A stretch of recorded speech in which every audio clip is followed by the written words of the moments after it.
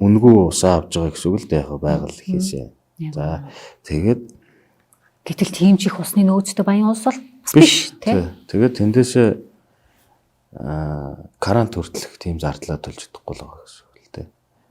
Төлдгүү гэсэн үг. Төлж чадахгүй биш чадна. Миний хамгийн анхдагч хэрэгцээ юу гэвэл ус суух тий. Дулаан 5 дахь орчинд амьдрах.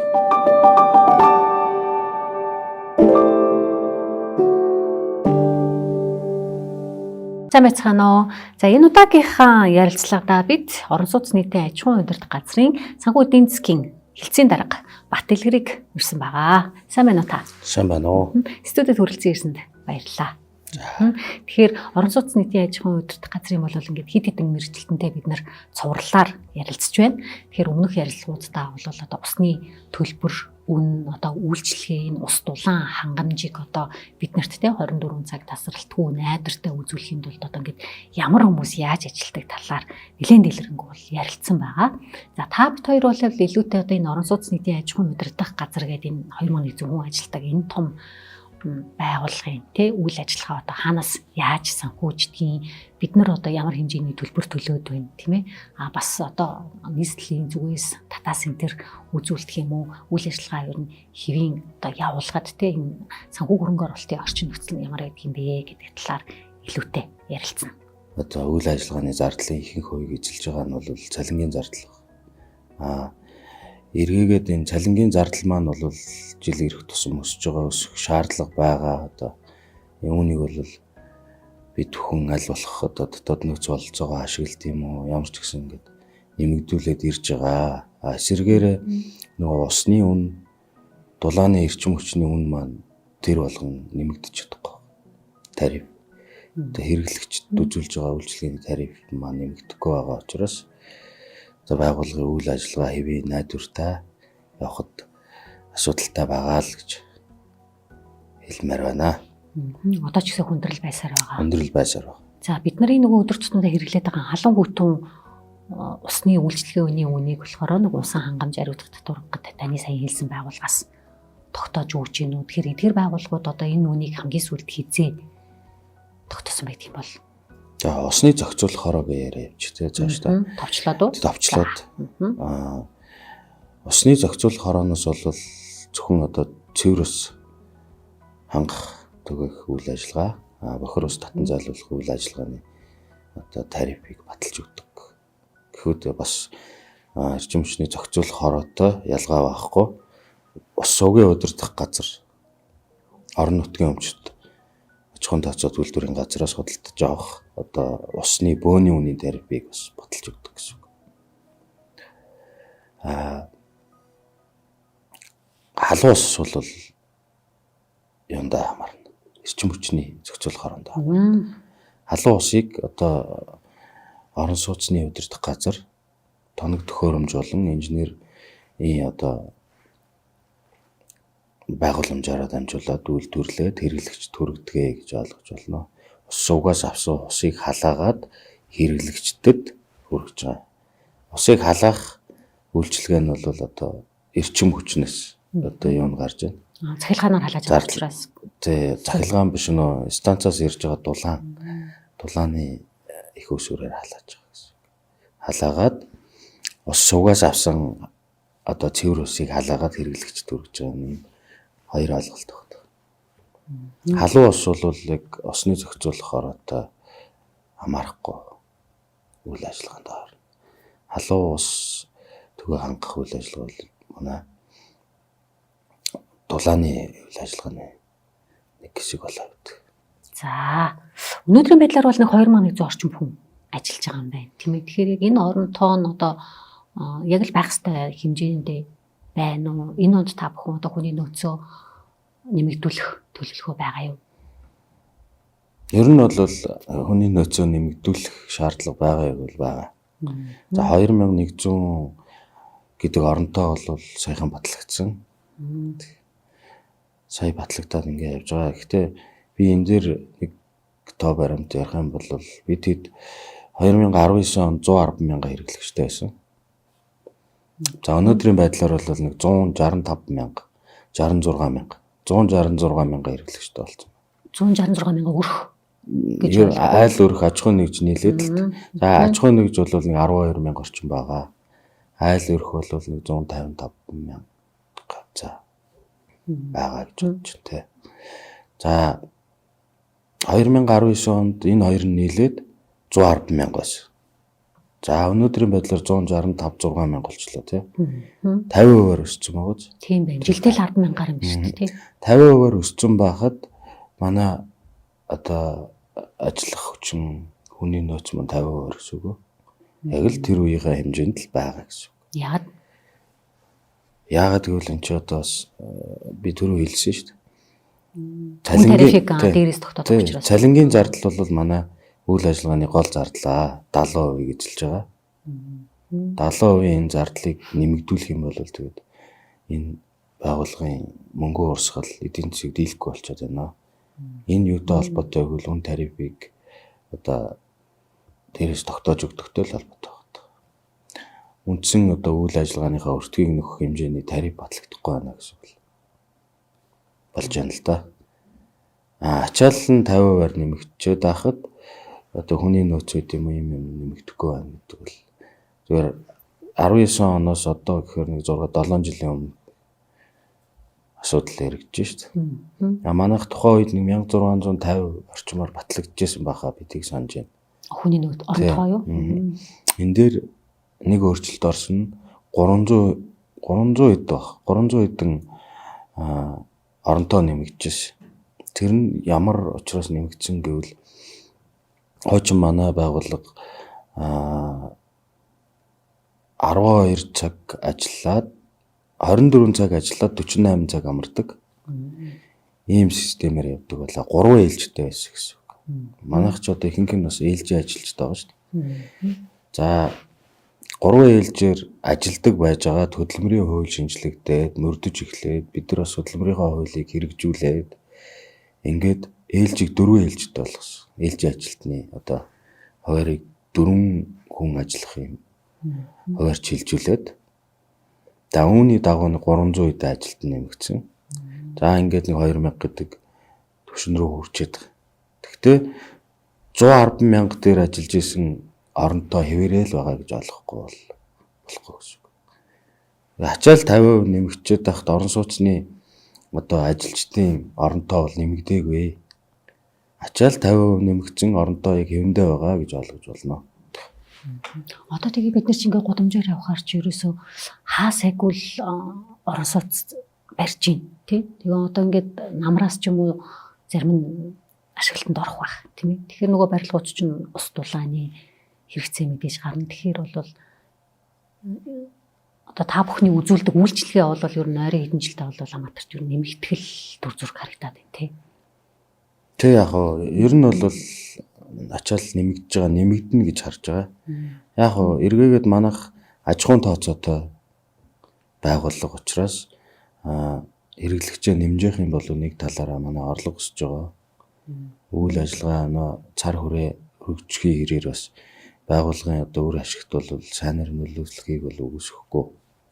За эсвэргээрээ за Улаанбаатар хотод миний бодож байгаа 70 орчим хувийн конторууд болон орон сууц нийтийн аж ахуй удирдах газар гэдэг ингээд байгууллагууд нийт орон сууцнд амьдардаг айл өрх болон аж ахуй нэгжид одоо үйлчлэгээгээ үзүүлээд явж байна.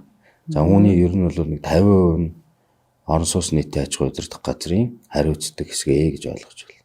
Бусд нь бол одоо тэр 70 хувийн конторт хамаархан байна. Манайх бол цар хүрээ тэлж байгаа. Шинэ байрууд ч авч байна, хожим байрууд ч авч байна. Энэ дээр бас нэг асуудал дутагдaltaй талыг хэлмээр санагдаад байдаг нь нэг хувийн конторууд, хувийн хвшлийнхэн маань яг зарим нэг хариуцлагагүй хэсгийг ярьж байгаа шүү. Тэр бүгдийг нь бол би хэлээгүй. Сайн ажиллаа хийгээ явж байгаа хувийн конторууд байгаа. Зарим нэг хариуцлагагүй энэ орон сууцны үйл ажиллагаа одоо ус дулаанаар хангах үйл ажиллагааг хариуцдаг байсан конторууд нөгөө өрмийн хамна гэдэг шиг шинэ байр хүлээж аваад хэрэглэгчид оршин суугчдаас төлбөр мөнгө хураагаад засвар үйлчилгээгээ хийхгүй тэр чинь тодорхой хэмжээнд илэгдлийн сан гэж юм байгуулгын одоо тэр ашиглалт үйлчилгээг хариуцж байгаа байгууллагын хувьд бол засвар үйлчилгээний мөнгөө хоримтлуулаад явах хэрэгтэй байдал бүх конторт их хэрэгтэй. Ер нь бол зарчмаараа их хэрэгтэй. Гэтэл нөхдүүд яадаг вэ гэхээр аваад цалиндаа өгчдөг, аваад ийм тийм зарлага гаргацдаг.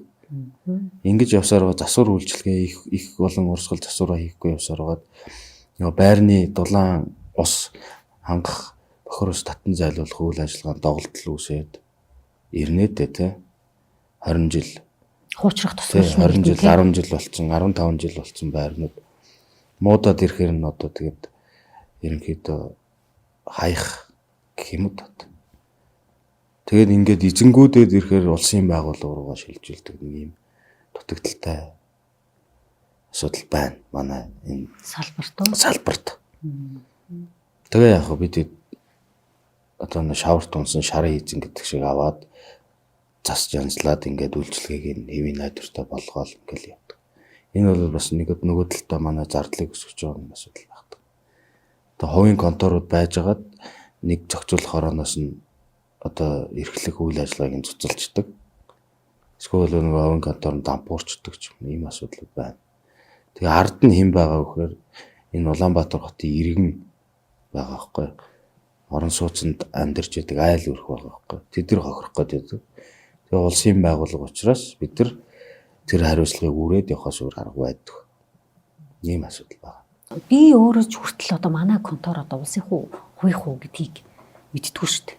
Тэгвэл одоо тэрийг бас хамгийн дөрөнд асуух хэрэгтэй. Тий, асуух хэрэгтэй тий. Гэтэл одоо нөгөө конторуудын биднэрт үзүүлж байгаа үйлчлэгээ бол одоо нөгөө халуун хүнс дулаан ялангуяа энэ өвөл бол одоо дулаан байхгүй бол ямар хэцүү байх вэ нөгөө та бүхний үзүүлж байгаа үйлчлэгээ чинь бүр нөгөө тасралтгүй 24 цаг тэгээд дээрэс найдвартай байх хэрэгтэй гэдэг нэг шаардлага байдаг. Тэгэхээр тэр конторын үйл ажиллагаа бол одоо бүр нэг өдөр цагаар ч уг нь зогсох ёсгүй.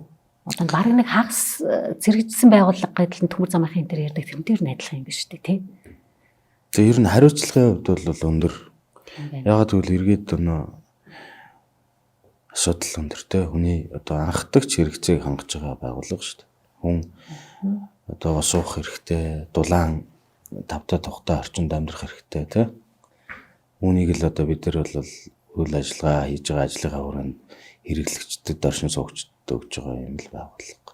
Тэрнийхээ төлөө бол цаг, минут, секунд тутамд бид нар ажиллах хэрэгтэй. 24 цаг тасралтгүй хэвийн найдвартай үйл ажиллагаагаа явуулж иж та хэрэглэгчдэд айтаа тухтай амьдруулах ийм одоо нөхцөл шаардлага бүрд нээлгэж байгаа. Хувийн конторуудад байгууллагад ажиллах нь бол буруу биш байх гэж бодоод байна те. Яалтчгүй энэ үйлчлэгийг үзүүлэх нэгэн байх хэрэгтэй те. Тэгэхээр хувийн конторууд бас байгууллагад ажиллаж байгаа гэдэг чинь та бүхний бас ачаалал тодорхой хэмжээгээр ч бас хуваалцж байгаа байх. Энэ 70 хувийн конторын дээр нэгдсэн нэг удирдлага одоо үйл ажиллагаанд нэг чиглүүлдэг хяндаг байгууллага гэж байна уу? Тэгвэл зэгцэрх юм бол одоо таны саяын дурдсан асуудлуудаас яавал одоо өөрчлөн сэргийлэх боломжтой юм бол. За яг энийг бол нэгтгэдэг байгууллага юм уу? Миний бодлоор бол байхгүй санагдаад байна. Тэг шулууга хэлгээд. Яг хоёр зохицуулах орооноос бол тусгай зөвшөөрлөө өгч байна. Өвхийн тулд бас нэг шаардлага тавьж байгаа. Шаардлага тавьж байгаа. Шаардлагыг хангаад тусгай зөвшөөрлөө авчиж байна. Явж байгаа хамгийн асуудал тооцож байгаа, хариуцлага тооцож байгаа хэлбэр нь тусгай зөвшөөрлийн цуцлах байгаа байхгүй. Торгуул тавих, сануулгах. За тэр бол хоёр зохицуулах орооны албан ёсны тийм улсын байцаагч гэдэг тэдний хэмжээнд хэрэгжээд явдаг юмнууд бол байдаг л байх. Гэхдээ энгийн хэлээр хэлэх юм бол тусгай зөвшөөрөл олголоо, асуудал үүсгэлээ, ажиллаа хийж чадахгүй бол цуцаллаа. Хамгийн том хариуцлага нь тэр л байна. Өөр юм бол одоохондоо байхгүй. Оны өмнөх нөгөө ерхий сайд зандарчдаар за энэ 2026 онд бол одоо ямар ч төлбөрийг нэвгүй гэд мэдгэцчихсэн байгаа шүү дээ тий. Тэгэхээр үүнд одоо нөгөө дулаан гомж ус гэ та бүхний үзүүлж байгаа үйлчлэгийг гэсэн багцсан уу? Хамрагдсан гэж ойлгож болох уу? Тий. одоо дулааны эрчим хүч. Ер нь эрчим хүчний үн төлбөрийг нэмэхгүй бай. Ер нь төрөөс үзүүлж байгаа үйлчлэгээ нэмэхгүй гэсэн шүү дээ. Тэгээд энэ дээр бол ус дулаан аль нь л оруулж авчиж байгаа байхгүй. Хувийн конторуудад бол бас хамааралгүй юм байна тий. Тэгэхээр хувийн конторууд бол одоо бас ингээм инфляц центртэй холбогдуулаад нөгөө иргэдийн авж байгаа дундад цалингийн өсөлт энтрийг үндэслэл болгоод үнэ нэмэх боломжтой юм. Хувийн контор, улсын контор гэхээр үн терапи ялгаатай бодлого байхгүй. Ерөөсөө тэр хэрэглэгч зарж байгаа борлуулж байгаа 1 литр усны үн хувийнх улсыг гэхгүй яг адилхан тогтоож өгдөг. Нийтэд нэмэх л асуудал ирж байгаа. Хувийн конторууд ч гэсэн бас санхүүгийн асуудалтай хүндрэлтэй байдлууд явж байгаа юм. Үн тариф одоо язгаарлагдмал тэ өссөн хэмжээнд байж чадахгүй, өртгөө нөхөж чадахгүй юм байгаа нөхцөлд бол хувийн конторууд ч гэсэн асуудалтай байна. Тэгээ эргээд нөгөө хувийн салбарын чинь бас үйл ажиллагаагаа явуулж чадахгүй, цалин мөнгөө тавьж чадахгүй, бас дампуурах эрсдэлтэй юм байна. Энийний ард хэн хохирох вэ гэхээр хэрэглэгчд л хохирно. Тийм байна. Тэгэхээр яг ерөнхий сайд ингээд үн нэмэхгүй гэдээ мэдээлэл гаргачаад нөгөө хэрэглэгчд бидний зүгээс ингээ харахаар таатаа санагдчих юм л да. За миний халааснаас бол гардаг мөнгө бол ямар ч юм нэмэгдэхгүй юм байна гэд баярлж байна. Гэхдээ нөгөө жоо урт хугацаанд нь ч гэдэг юм уу бодвол яг энэ чигээрээ явбал бас танаас салбарт нэлийн том эрсдэл үүсэх үү? Одоо яг энэ чигээрээ аргасаасан байдлаар ажиллаж байна гэж ойлгож болох уу? За одоо яг за хамгийн энэ сүүлийн засгийн газар гарч ирээд энэ шийдвэрийг гаргаад байгаа ч юм шин дулааны эрчим хүчний үн тариф нэмэгдэх тогтоолч умлал 2024 онд гарсан юм баггүй. Тийм. Бүр хэрэг тэдэн сарын тэднээс нэмэгдэнэ гэдэг шийдвэр нь гарсан байсан тийм. Тэгээд энэ чинь 25 оны 1 сарын 1-ээс хэрэгжих байсан. 1 жилээр хойшлуулсан. Сая 26 оны 1 сарын 1-ээс бас дахиад 1 жилээр хойшлуулчихлаа. Яг цахилгааны эрчим хүчний үн бол нэмэгдсэн шүү дээ. 30%-аар ч илүү тийм. За мэдгүй би яг хувийн санахгүй. Гэхдээ тэр багцааны нэмэгдсэн баг. Усны үн тариф бас нэмэгдэх шаардлагатай байна. Ер нь аль нь нэмэгдэж л энэ дээр сая за яг улсын байгууллага манайх бол нэг мөнгө урсгалаа тасалчихгүй юм шиг яаж иж байгаад одоо нийслэлийн төсвөөс байд юм уу?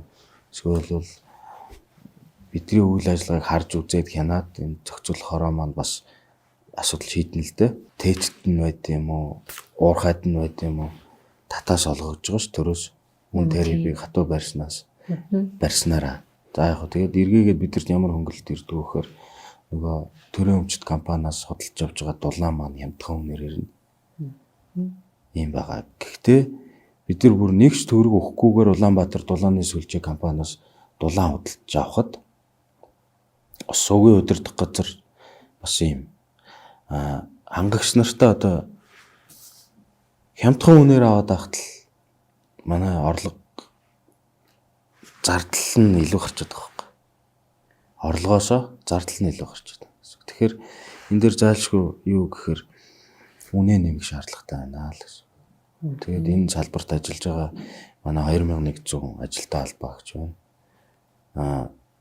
Эргээгээд цаана нь бол дахиад 2100 зөвхөн Улаанбаатар хотын хэмжээнд ярьж байгаа шүү дээ. За ингээд Монгол улсын хэмжээнд ярил аймаг тус бүрээр хэдэн хүн бах энэ салбар дээр хичнээн хүн ажиллаж амьдарч байна вэ? Тэд ч гэсэн бас хүмүүс шүү дээ. Бас хангалттай хэмжээний цалин хангамжтай байх хэвээр. Нийгмийнхаа асуудлыг шийдээд явдаг байх хэвээр. Энэ үн тариф хатуу юм бодлоготой бариад байгаагийн гор хаанаас гарч ирнэ гэхээр хамгийн түрүүнд манай ажилчдаас шалтгаалж байгаа. Хангалттай хэмжээний цалин байхгүй учраас гараад өөр салбар руу орж байна. Ашиглалт хариуцдаг ийм салбарт явдаг хүн байхгүй болчлоо. Одоо зөвхөн ийм угсралттай барилгын угсралтын салбар руу ч юм ингээд хамаг өнгөтэй өдтэй инженер техникийн ажилчид маань нүгэд алгууллаа. Хүний нөөцийн хомсдолд орж байна. Тэгээ эргээгээд энэ Улаанбаатар хотын иргэд чинь хинээрээ энэ дулаан хангамжийнхаа асуудлыг шийдвүүлэх юм. Хинээрээ усан хангамжийнхаа асуудлыг шийдвүүлэх. Хэн одоо яг хатуугаа хэлэхэд бол хэн бидний бааз шээсийг зөөх юм бэ гэдэг асуудал яригдах байхгүй юу? Энд хангалттай хэмжээний цалин хөлстэй байж хүний өтгөн шингэнтэй холдно гэдэг тийм сайхан ажил биш шүү дээ. Маш аюултай нөхцөлтэй. Аюултай хортой нөхцөл. За тэгэхээр цалингийн хувьд бол өрсөлдөхөж байж чадахгүй байгаа. Чадахгүй байгаа. Яг бид нар бол тодорхой хэмжээнд нэмэгдүүлсэн. Өнгөрсөн 10 сард. Өнгөрсөн 10 сард яг нийслэлээс үйл ажиллагааны зардал дээр бас нэг 9 орчим тэрбум төгрөг. За хөрөнгө оруулалт дээр нэг 15 орчим тэрбум төгрөг 2025 онд бол одоо энэ хот нийслэлээс шийдсэн шүү. Хотын засаг дарга шийдсэн. Иргэдийн хурал дэмжсэн гэдэг энэ байгууллага түүхэндээ ер нь бас хамгийн томор харж үзсэн жил бол 25 он байсан. Одоо энэ жилийн хувьд бол тэр урсгал одоо зардал юуны үйл ажиллагааны зардлын дэмжлэг ирэх үехгүй юу? Одоо нийслэлийн төсөв батлагдсан байдаг. Тэрэн дээр манай дээр тавигдсан мөнгө байхгүй. Эргээгээд бид нар юу хүсэж байсан гэхээр 1 сарын 1-ээс үн тариф маань нэмэгдэнэ гэд манай эдийн засгчид нэгтлэнгууд бүх тооцоо төлөвлөгөөгөө гаргаад тэгээ батлаад ингээд 1 сарын 1-ээс дулааны эрчим хүч нэмэгдэнэ, ус нэмэгдэнэ гэд орлогоо тооцсон. Тэгээ 10 сарын 1-ээс цалингаа нэмсэн. Ингээ явж байгаа. Одоо бол яг иймэрхүү байдлаар үн тариф өөрчлөгдөхгүй, орж ирж байгаа орлого нэмэгдэхгүй юм байгаа цагт бол ер нь 2-3 сар гэд манайх мөнгөний дутагдлалд орно. Мөнгөний дутагдлалд орно гэдэг чинь цалингаа тавьж чадахгүй юм байна л ч. Тийм үү. Усны үйлчлэгээний төлбөрийг нэмэх хэрэгтэйгээ та сая дурдлаа. Одоо ямар байгаа вэ? Төлбөр нь хэдэн төгрөг байгаа вэ? За усны үн бол одоо төгрөг 34 мөнгө баг шүү дээ. 1 литр ус. 1 литр ус төгрөг 34 мөнгө. Одоо мөнгөөр хэмжигддэг юм. Төгрөгийн нэгж нь мөнгө байгаа шүү дээ. Мөнгөөр хэмжигддэг юм Монголд ерөөсөө ганцхан ус л байгаа. Хамгийн хямдхан. Хамгийн хямдхан. Хамгийн үн цэнтэй мөртлөө хамгийн хямдхан. Хамгийн үн цэнтэй мөртлөө хамгийн. Тийм байна. Та бүхэн тэгээд энэ асуудлаа дуу хоолойгоо дээш нь уламжлалтгэл байх та ямар хариу өгөх вэ? Гэхдээ яг бид хэд ч бас хэлнэ. Үн тариф боловсруулж, бодлого барьж явдаг газрууд руугаа хандна шүү дээ. Тэр хэд маань бас зовлон жаргал ойлгоол. Ойлгодгийнхаа хэрээр бас бидний тариф мөнгийг зохицуулаад батлаад тэ. Бидний бөөний үн тарифыг буулгаад нөгөө төрийн өмчт компаниуд руугаа одоо бодвол улсын төсвөөс татаас авдаг байх гэж боддог. Тэгээд ер нь бол татаастай явж энэ зах зээлийн зарчим гэж ярихгүй. Ядаж өртгөө нөхтгөл байх хэрэгтэй. Бусад улс оронд бол одоо бас дулааны үйл ажиллагаа чинь өртгөө нөхдөг ийм хэмжээнд явд юм блэ. Энэ үн тариф хатуу тэгээд өртөг нөхгүй яваад байгаагийн гор нь хизээ гарах уу гэвэл бид бүхэн яг бөөнөрөө л амсна. Хизээ. Энийг бол хэлж мэдэхгүй гэхдээ удахгүй. Одоо манай энэ байгууллага чинь 60-аас 70% нь одоо шугам сүлжээ, тоног төхөөрөмж. За тоног төхөөрөмж, тоногдлыг бол бид бүхэн бас нэг жил болгон их засвараараа тодорхой хэмжээнд засаад янзлаад яваад. Энэ том одоо энэ хотыг хэрчэн байгаа шугам сүлжээ гэдэг чинь 60-аас 70% нь одоо ашиглалтын хугацаанд дууссан. Тэр болгоныг солихгоор хөрөнгө мөнгө нь байхгүй. Ийм асуудал байна. Гэхдээ энэ эргээгээд нөгөө аюулын харанг бэлднэ л гэсэн үг л дээ. За яг хэрэглэгчид бид нар бол хямдхан үнээр одоохондоо нэг ус дулаанаа аваад ингээ яваад тайнаа болж байна. Эргээгээд эн чинь явсаар байгаа цаг хугацааны эцэст бол асуудал үүснэ л гэсэн үг шүү дээ, тий. Одоо байгаа 1 төгрөг 34 мөнгийг хэдэн төгрөгт хөрвөл өртгөх нөх вэ? За усны үйл ажиллагаанаас ч манайх алдагдал хүлээгээд явж байгаа юм аа. Манайх бол алдагдaltaй л ажиллаж байгаа байгууллага шүү дээ. Тий. 23 онд 24 онд гээд 24 онд 2.1 тэрбум төгрөгийн алдагдaltaй ажиллаж зөвхөн усны үйл ажиллагаанаас шүү дээ. 25 онд бол 9.4 тэрбум төгрөгийн алдагдaltaй ажиллаж байгаа. Зөвхөн усан дээр. Манай одоо үйл ажиллагааны зардлын чинь нэг 35% орчим хувь нь ус түгээ хангах үйл ажиллагаанд байхгүй.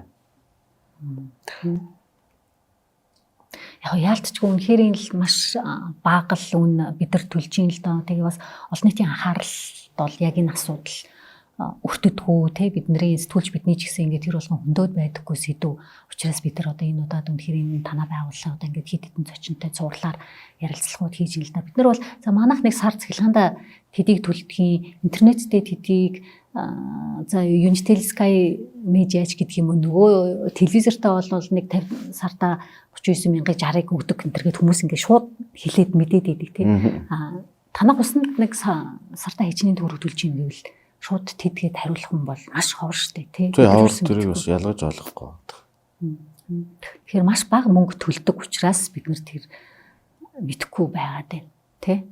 Тий. Яг гоо манай байгууллагын хувьд ингээд судалгаа хийгээд үзсэн л дээ. Тэгэхэд дундаж хэрэглээг тооцож байгаа байхгүй. Дундаж хэрэглээгээр тооцоод нэг өрхөл одоо цэвэр бас ашиглаад бохор ус татан зайлуулсны үйл ажиллагааны одоо төлбөрт нэг 30 орчим мянган төгрөг. Хамгийн дээдлэн шүү. Тийм дээдлэн. Тэгэхэд одоо захиалгын манайх гэхэд л би бүр энэ ярилцлагыг авахын тулд ингээд нөгөө төлбөрөө харсан чинь 5 ам бүлтэй мөртлөө 11,000-ыг төлсөн байлээ. Хамгийн 12 сард бол 5 ам бүлээр тооцолдог нэ бас тоолортой доолургүйгээр хэрэглэгчд байгаа тий. Ер нь бол энэ маш бага л төлбөр л дөө. Одоо Монгол улсад бол усны үнэ гэж байхгүй.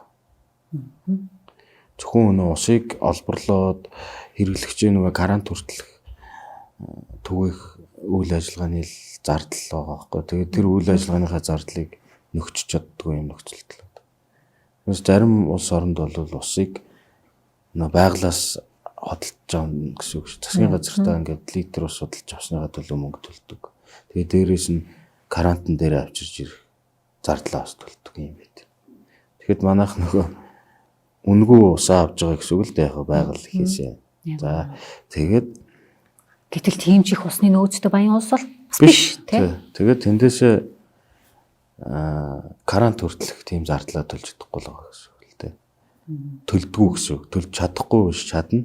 Яг хөө 30,000 гэдэг бол бага тоо гэж бодож байна. Өнөөдөр захилгааны төлбөр чинь бас нэг 2-3 ам бүлтэй айл бараг 50,000 төгрөг гардаг болсон шүү дээ. Захилгааны үн зарим бол нэмэгдэжээ.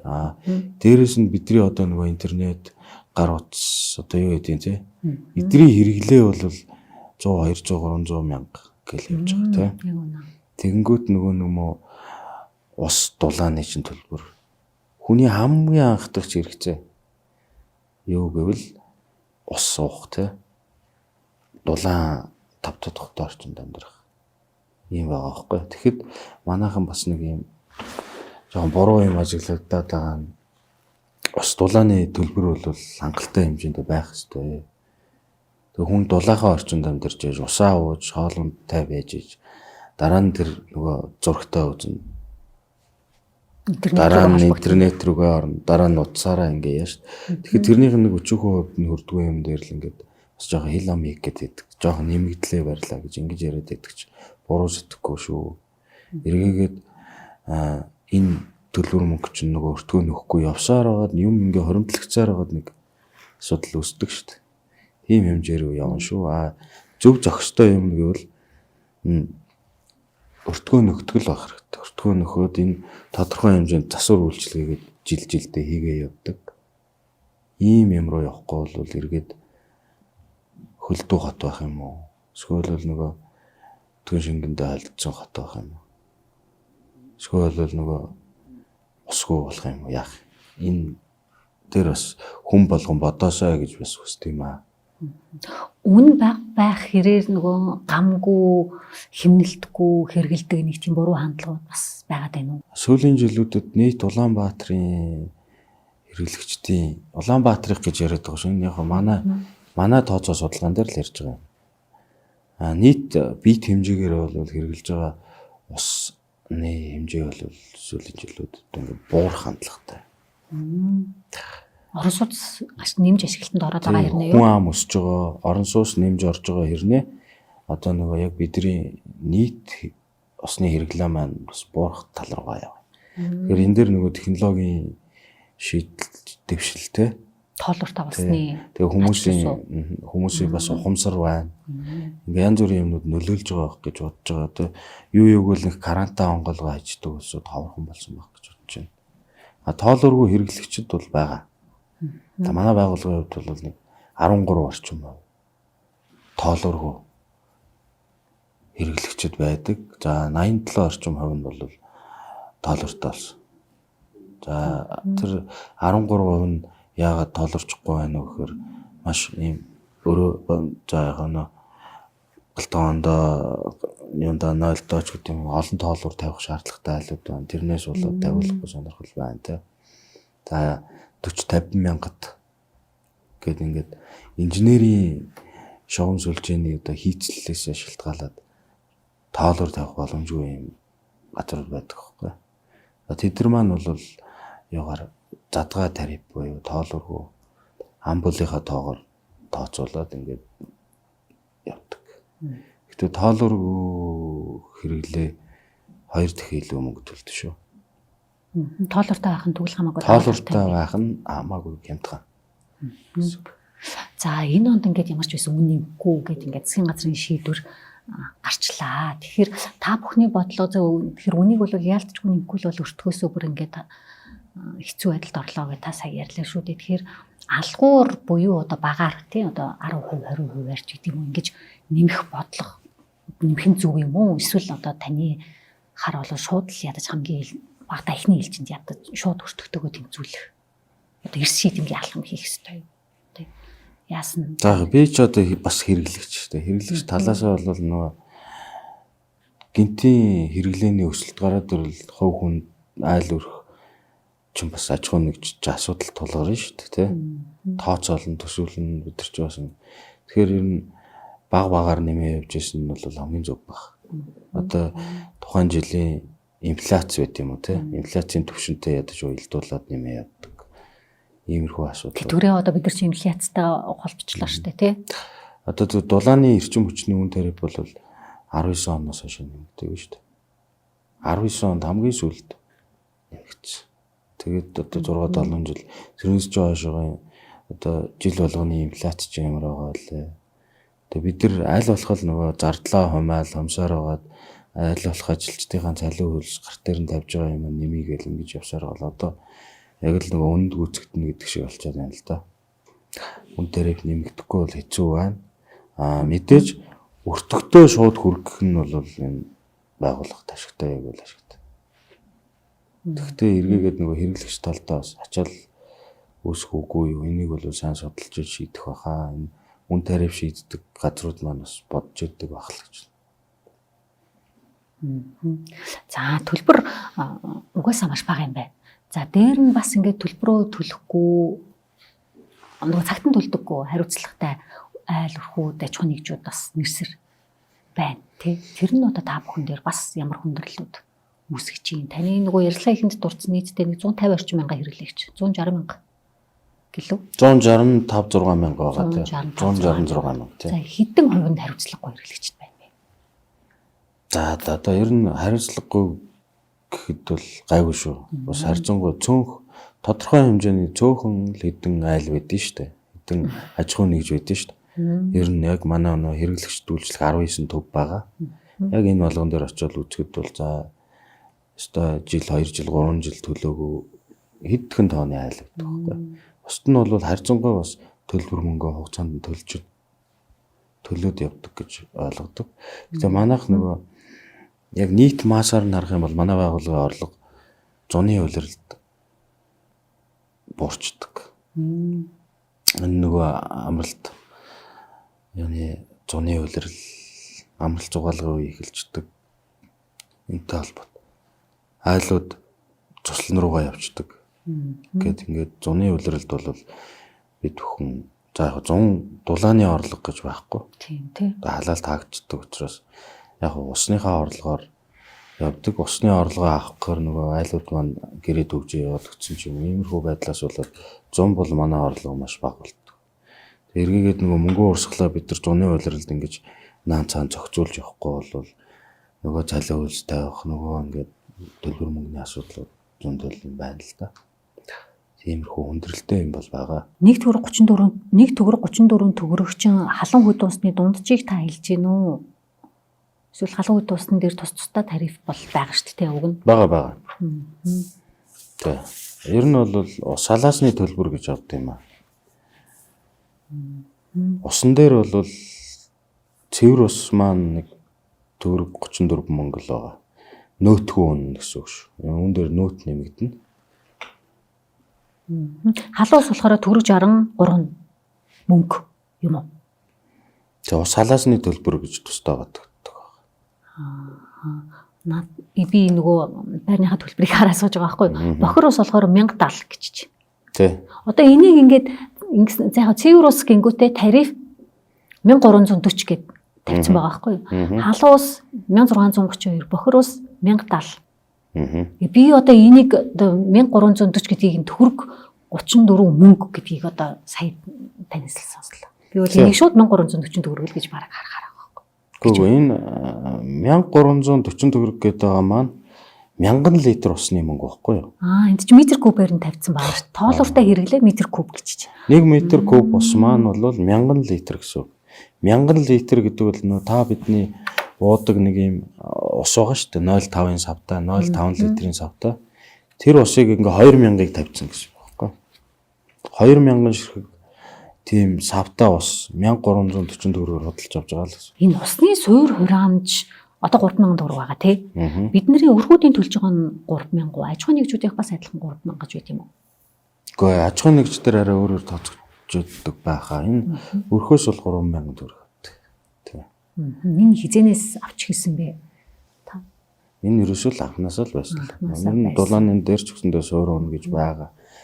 Яг хоо энэ зардлыг янз бүрээр л тайлбарладаг. Суур хураамж гэдэг бол нөгөө карант онгооход карант ч устай байх хүртэл зардал байхгүй. Ер нь бол карант онгойлголоо таны тоолуургүйлээ. Тэр хүртэл нөө карантан дээр бэлэн байлгаж байгаа зардал гэж ойлгох юм уу? Тэр карант хүртэл ч бас зардал орно шүү дээ. Тэгээ тэр суур хураамж бол бас л өртгөө нөхгүй. Тийм үү. Хэд байж ш нөхөрөө. За тэрэн дээр тооцоо хийж үзээгүй ямар ч гэсэн ер нь бол нөхгүй л байгаа. Бас л уу.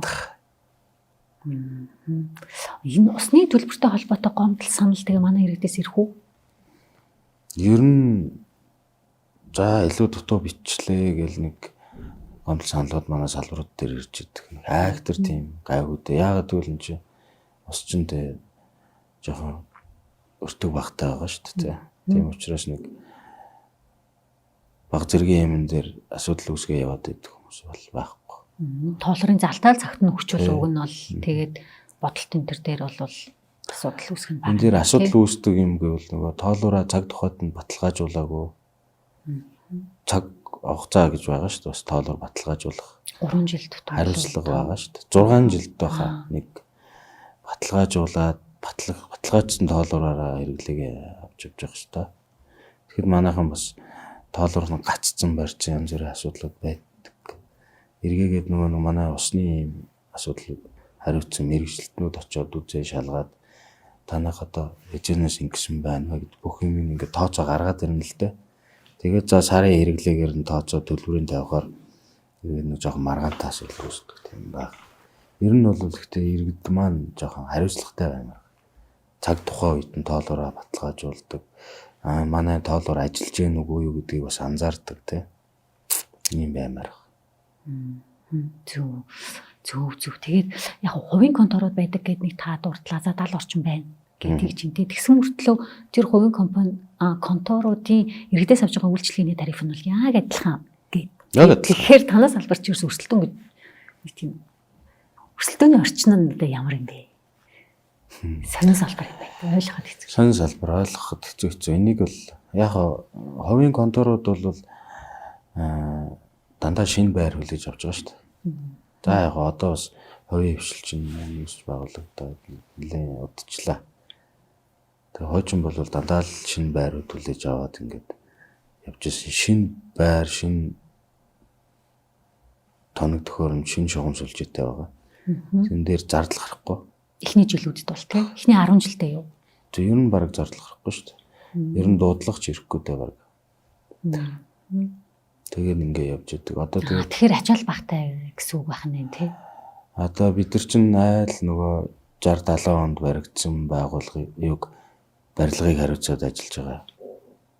Хинхэн манай одоо орон сууцны нийтийн аж ахуй удирдах газрын хариуцж байгаа байрнууд бол насжилт өндөртэй байрнууд.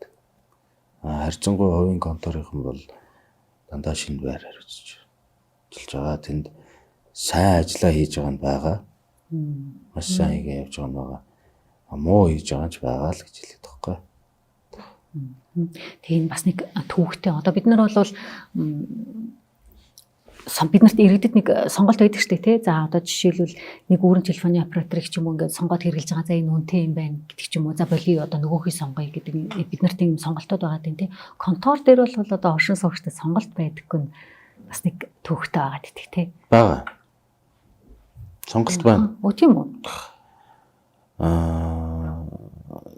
Сөөхөрөө дамжуулаад өсөлтөө гаргаад тэгээ шилжиж ирж байгаа байгууллагууд зөндөл байрнууд зөндөл байгаа.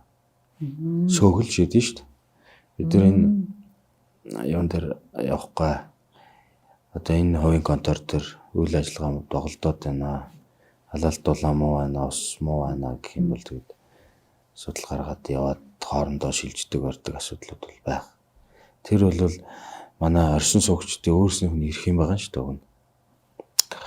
Тэгээ өмчлөл гэдэг нэг аюултай юм гарч ирчээд байна сүүлийн үед. Юуны? Одоо байр болгоны доор гэх юм нэг юм дулааны хуваарлах юм систем байгаа шүү дээ. Үүзэл гэдэг. Дулааны үүзэл байгаа тийм. Энийг нөгөө хувийн контор өмчлөлтөө бүртгээ авчдаг. Өөрснийх нь өмч болцсон байдаг байхгүй. Үйл ажиллагаанд доголдоод манай руу одоо үйлчлэх хүрээнд өөрчлөлт ороод аль нэг зохицуулах орооноос нь шийдвэр гараад ирээд манай хүлээж авдаг. Нөгөө нэг төр байрны подвалд байгаа нөгөө тоног төхөөрөмжүүд, чугам сүлжээ чинь нөгөө хувийн конторын өмч гэдэг байхгүй. Тэгээ энийг сууц өмчлөгчдийн холбоо сөөх тийм. Сууц өмчлөлттэй холбоо бол асуудал гаргаад энэ өмчөө шилжүүлэх орон сууцны удирдах газар дээр өмчөө шилжүүлээ яваарэ гэдэг ингээд явах хэвээр. Тэгэхгүйгээр бид нар нөгөө өмчийн биш юм дээр хөрөнгө гаргаж засвар үйлчилгээ хийх боломжгүй. Эргээгээд нөгөө нэг одоо ийм тохиолдол хүртэл гарч байна. За байр баригдлаа. Байр баригдахад тэр доотлын тоног төхөөрөмж тэр байрыг бас дулаанаар хангадаг энэ тоног төхөөрөмж чинь байрныхаа үнэтэйгээ хамт шингэсэн байгаа. Шингэсэн байх шүү дээ. Тэгэхэд нэг ийм хувийн конторын дансан дээр байж байгаа байхгүй. Өмчлөл. Тэр иргэдийн ямар ч оролцоо авах юм гэдэггүй. Тэнгүүт нөгөө хувийн контор үйл ажиллагаагаа хийж явуулж чадахгүй дампуураад ирэнгүүтлээ энэ манай өмчийн юм байгаамаа. Тэдэнд өрөөний бүртгэлтэй шүү. Та нар одоо энийг ашиглаад энэ хэрэглэгч тус дулаан өгж байгаа юм бол төлбөрөө баг манай төрөөсөө төл гэдэг ийм жоохон хүлээж авч байгаа танай конторууд тийм шаардлага. Тийм буруу зарчим яваад байгаа байхгүй. Тэрнээс анх одоо би байр худалдаж явахдаа тэр доотлын үүзлийн мөнгийг шингэсэн үнэ төлөөд байр худалдаад авсан байхгүй. Тэгээ энэ дээр манай сөөхийнхэн манаас жоохон юутай санаачлагтай ажиллаад өмч хөрөнгөө шийдэх тал дээр бас явахгүй бол манай дээр ингээд үйлчлэх хүрээнд өөрчлөлт ороод баахан байрууд ирээд идэг нэг өмч хөрөнгө нь өөр газар яваад.